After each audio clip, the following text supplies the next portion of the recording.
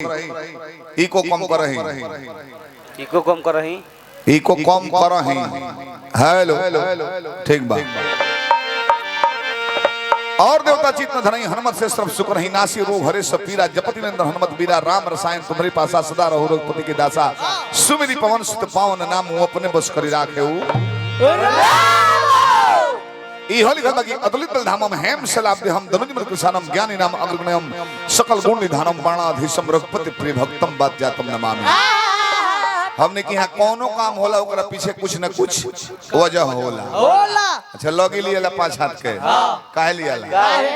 छितजल पावक गगन समीरा पंच तत्व अत्यधम शरीरा।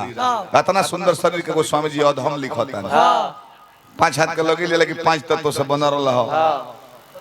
हम ओकरा के धारण करतनी तरन तारा खाती 10 दिन पानी दियाला कैसे शरीर में 10 गो दुआरी बा मुख्य एगो बंद बना एगो खुला बा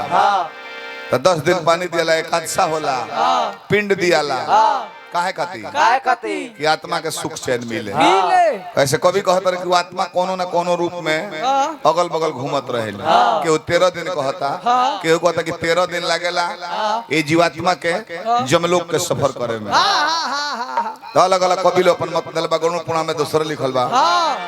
तो हनुमान जी के तनी घोराव कि लय बहुत पुराना हो। स्वर्ग भिखारी ठाकुर जी रहले तो औरे जिला के रहले विदेशिया बिहिया के नीचे चौरस्ता पर कर रहले का जाने कौना झगड़ा सजा के कूर पर बस गए दिया रवा मेरा में शंकर गौवा क्या गवा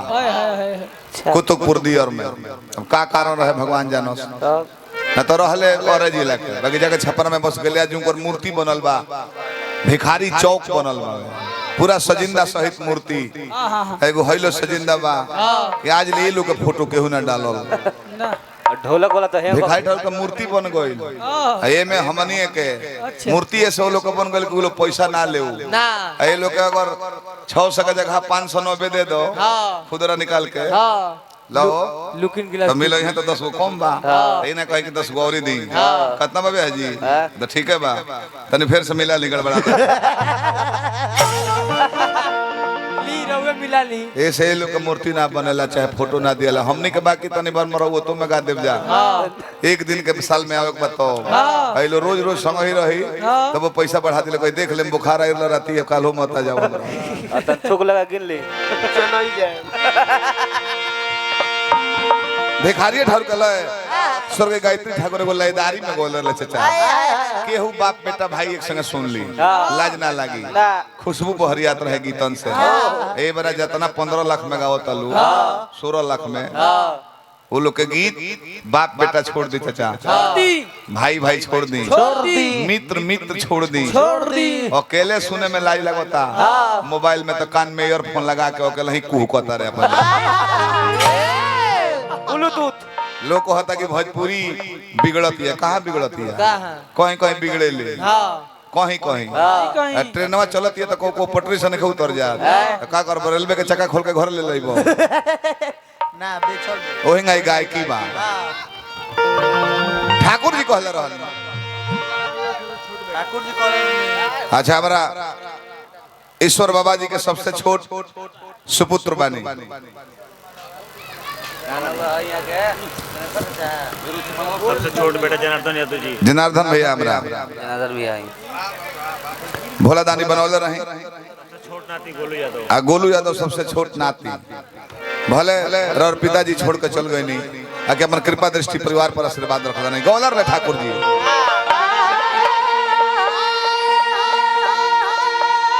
कि काठवा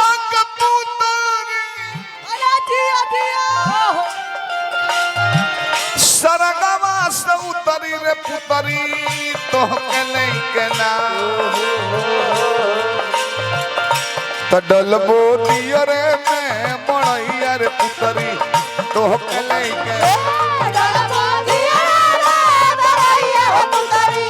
तो के लेके डलबो दियो रे मैं मणैया रे तो के लेके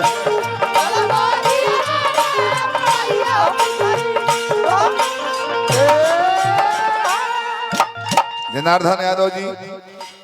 सबसे छोट सुपुत्र हमरा स्वर्गीय ईश्वर यादव जी के बानी और सबसे छोट नाती गोलू जी। अहो भाग्य बा कि स्वर्गीय ईश्वर यादव जी गार्जियन हमने के सैनिक रहनी देश सेवा में रिटायर के बाद पूर्व सैनिक के उपाधि लगा धन है हनुमान जी।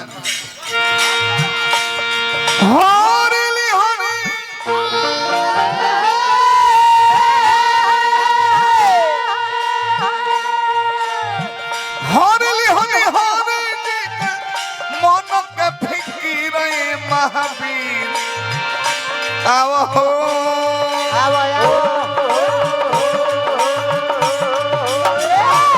ए महावीर आओ हो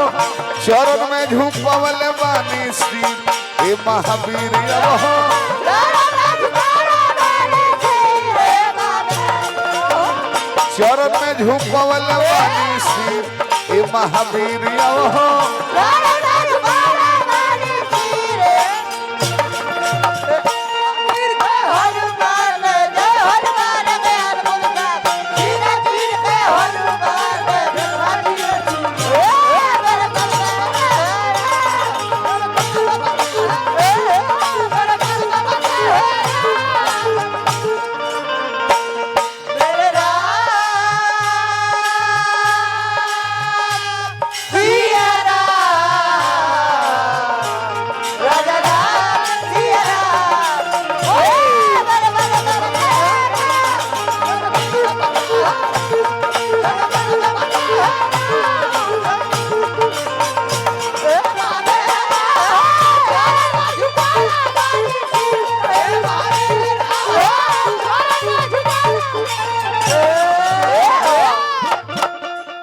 परम मित्र बोल भाई हमारा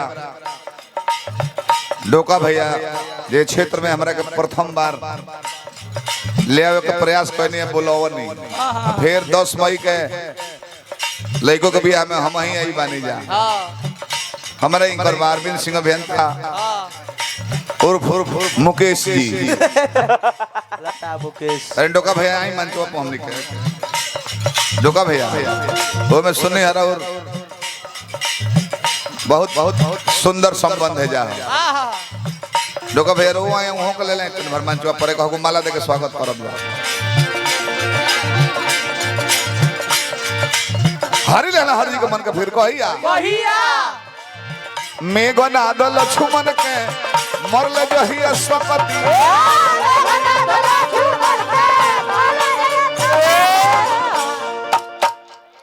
लक्ष्मण प्रधान जी प्रधान संघ के अध्यक्ष हुआ के भगना भेज भाई वहां पे छोड़ दे वहां कहे छोड़ दे प्रधान जी घर में के भेटा मालवा ले ले बाल तरात भर खंबा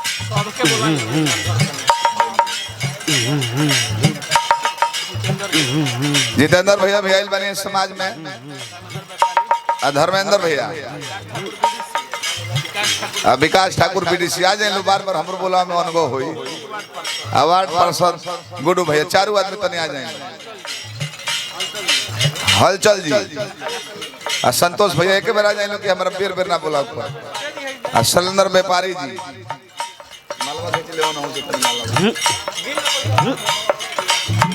आ जाए लो 1 मिनट में काम हो जाए तो पारा पारी 15 मिनट लग जाए मुकेश भैया जो नहीं मिलता उन्हें माफिया में से नगेंद्र भैया सब आ जाए लो थोड़ा थोड़ा देर में सब हो जाए बार बार प्रणाम करने हजारों हजार रुपया पुरस्कार भी दिल बन लो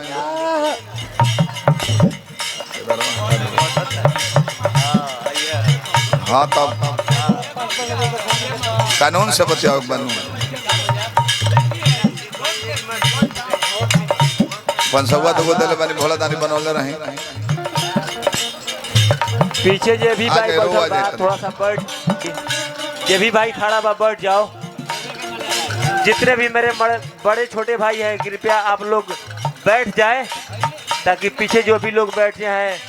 जितेंद्र भैया भी आ गए हैं। पीछे जो भी है बैठ जाए। जाई कुर्सियां लगा रघु ले लिया हमारा रास्ता छोड़ के बैठ जितेंद्र जाइए भैया बहुत बहुत स्वागत। कुर्सियां लगा दी बैठ जाओ लोग सोनू भाई हमारा जेकर बाबा के निधन में हमके जुटल बनी जा। फिर हमारा भैया पुरस्कार देनी सोनू भैया के नाम पर बनी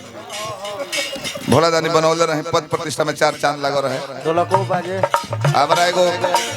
दोआबा क्षेत्र से ही तने बढ़ जाए लोग व्यवस्था ठीक लगी और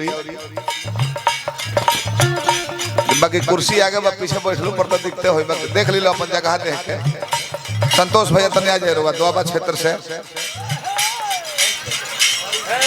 राम यादव जी सिताब जी और हरी जी है एक जन्मदिन कल रहुए। अब तो जन्मदिन के पार्टी उधार लगो तो बाकी वे ने आए तो हरिंदर भोला दानी बनौले रहे। मेघो ना दो लक्ष्मण के मरले जो ही सकती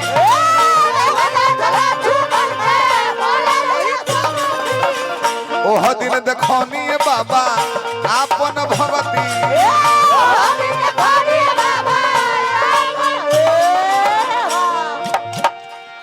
लक्ष्मण जी के मस्तक अपना जंघा पर तक भगवान राम रोतन के हे भाई लखन आँख खोलो माई से का जवाब जब लुगाई के चलते भाई के गवाई के चलिए। सुग्रीव को और तो ये सूर्य के बेटा रहले नीचे कहले मुड़ी कि हमारा बस का नहीं खे ब्रह्मा पुत्र जमुन जी मुड़ी नीचे को लेले विश्वकर्मा पुत्र न लील मुड़ी नीचे को लेले बाकी जब हनुमान जी से नजर में कहले मलिकान असंभव के संभव बना दे और कृपा बना रहे के चाहिए। रातों रात लंका जाके सुसेन बन के लेके अइले पर्वत सहित बूटी उत्तर दिशा में जाके लेके अइले अपना मालिक के संकट हन के लिए एगो पद मिलल संकट मोचन हनुमान जी कहा गइल। तो राम जी एक आधा सारा है कि बहुत रहे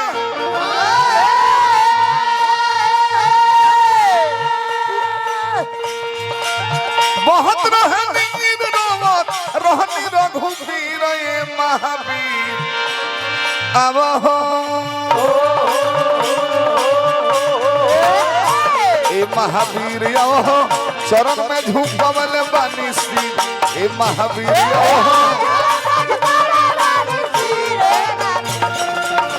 चरण में झुकवल बानी श्री ए महावीर हो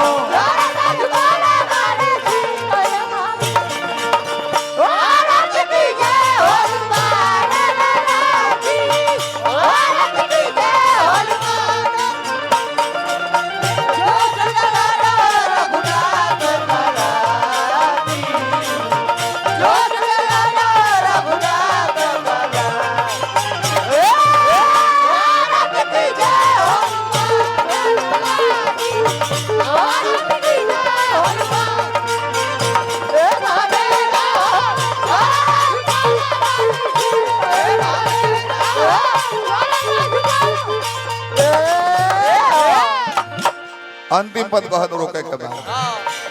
हमारा मंटन मेट्रो जी बहुत बहुत स्वागत।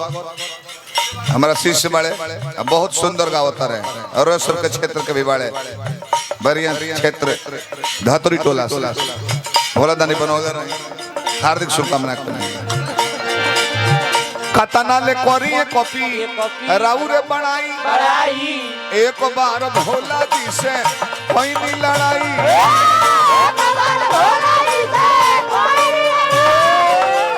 अच्छा इतना सुंदर हनुमान जी काम कैले न भैया बीडीसी महोदय वो बैठल बनी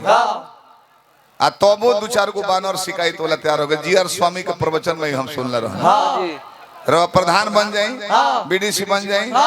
दोबारा जीत गई नहीं तब वो अगेंस्ट पार्टी होला मोदी प्रधानमंत्री बड़े तब वो विपक्ष पार्टी बा नीतीश बड़े जब मुख्यमंत्री विपक्ष पार्टी बा प्रधानियों लड़ब तो विपक्षी लो बा बीडीसी लड़ब विपक्षी लो बा खूब बढ़िया काम करके जीतल बानी फिर दोबारा जीत गई तो वो विपक्षी लो बतियावेला ना जीतत ना रहले हम ए भाई तो जीतत ना रहले तो कैसे जीत गइले इनका बोले Sudhir and Chhotelal tent house एवं डीजे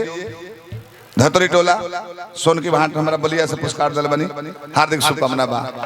भैया पूछाई कीमत जीतत ना रहे तो कैसे जीत गइले ना जीतत ना रहले हम बुझाता कि वो तैयारे सा खोसी आड़ दल कहे लालू ए भाई तो पूछू से जीत गइले नहीं गांव में एग्जाम होला चंदा लगा के लइका 15 दिन एक महीना भीख मांगत रह दुआरे दुआरे चंदा दे दो चंदा दे दो आ घटत तो 1000 1500 500 जितना घटता लइका जेबू से लगा के बढ़िया से एग्जाम भइल प्रोग्राम हो गइल आ तबो अगर बिहान भइला 2-4 दिन के बाद एगो सिल्क के कुर्ता पहन के अगर निकल जास कमिटी के अध्यक्ष जौन चंदा नहीं खदेले तौन बतियावेले सब 8 हजाम करावला में तनी आमदनी बा बाप सिल्क के कुर्ता सियाए लगो यही से चंदा ना देनी ना तो 3 पीस आवे लबा जल्दी हनुमान जी इतना निमन काम कोई ओकरा बादो कहलो ना बोल के माने है बा अष्ट सिद्धि नवनिधि के दाता अस्पर दिन जानकी माता दाता बनौली पहले दाता ना रहले दाता माने दूसरों के सिद्धि निधि दे सकत पहले अपना में रहे अपना यूज करे खातिर लघिमा गणिमा महिमा इसित बसित प्राप्ति प्राप्त ई ना रही तो लघु रूप ना धरते विशाल रूप ना धरते उतना बलवान ना रहते गरिमा नामक सिद्धि ना रही तो उतना गौरव प्राप्त ना करते सब रहे आगे तबू कहत लो कि गइले हम तो वैद्य जी के निहोरा पति को के डॉक्टर साहब के लेके आवेला चली बीमार भई बड़े लक्ष्मण जी शक्तिवान लागल बा तो बोल बताइए कर हेजा के पूछले केकर घर हई त सुसेण वैद्य के कबार लेहले नेउ सहित विशाल लोग ध के माचिस के डिब्बा जस ले आके ध देल ओइ में छलबला तारे वैद्य जी इहे मतलब है हनुमान जी कहने की तारा लो इतना तो बुद्धि नहीं खे कि हम ई सोचनी हम कि खाली डॉक्टर के लेके आवता नहीं बलाते टांगियों के लेके आवता नहीं ओइला पर लागी बहाना करे कि हमारा आल्हा छूट गइल सिरिंज छूट गइल हमार ओखर मुसर छूट गइल बूटी कूटे वाला तो फिर ले आवे जैती ऐसे कने कि ना डॉक्टर साहब तो चलबे करो तार हॉस्पिटल वो टांग ले चलता नहीं भुलाइल होई तो ओही में होई जो के इलाज करो अच्छा ये ठीक होइला बूटी लेवे गेल त पर्वतवे काहे टांग ले लो कहले कैसे कोई लेल बनी हम जानता नहीं आवत आवत भोर हो गइला सूरज उग जेता त बूटी के दवाई काम ना करी आ तब भोर हो गइल का जने लेके होती एगो दवाई ए जाइला पर लागित बैठ जीवा कहे कि ना बीमारी बिगड़ गेल बेटा संजीवनी बूटी के संगे 2-4 गो एंटीबायोटिक बूटी भी लागी फिर लेवे जैती ऐसे दवाई मत ले चलो मेडिकल दुकान टांग ले चलो जो लागी नोच के खियावो जियावो ना तो हरो व्यवस्था दिया सकल गुण निधानम बाणाधि सब जकर बारे में लिखल बा त कता ना ले कोरी कॉपी राउ रे बनाई एक बार भोला जी से कोई नहीं लड़ाई एक बार भोला जी से हमरो पर और कृपा हनुमान जी बदलल त कदर अरविंद के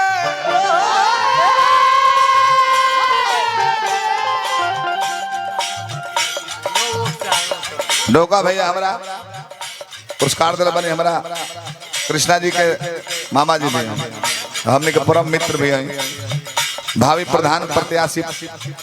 भावी का तो पिछले बार वो जीत करने में 8 वोट से 9 वोट से हारल कोनो हारल ना बड़ बड़ दिग्गज प्रत्याशी लोग के मात दल रहने वो बदलल तो कदर अरविंद के भागो के लकीर ये महावीर आवो ए महावीर आवो चरण में झुकवले बानी सिर ए महावीर आवो झुकौले बानी सिर ए महावीर सुदर्शन भाई तैयारी में लगो झुकौले बानी सिर ए महावीर चरण में यही में वही नाम के जपत चल बबुआ